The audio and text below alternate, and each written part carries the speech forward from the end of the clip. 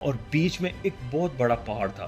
ایک دن ہاسپٹل نہ پہنچنے پانے کی وجہ سے اس کی بیوی کی موت ہو گئی۔ درد اور غصے میں بھر کر دشرت نے ٹھان لی کہ وہ اس پہاڑ کو توڑ کر رستہ بنائے گا تاکہ کسی اور کی جان نہ جائے، اور بنا کسی مدد کے صرف ایک ہتھوڑا اور بیلچے کی مدد سے 22 سال تک روزانہ محنت کر کے دشرت منجی نے پورا پہاڑ کاٹ کر ایک راستہ بنا دیا۔ لوگ ہنس رہے تھے، مذاق اڑا رہے تھے، لیکن دشرت منجی رکا نہیں۔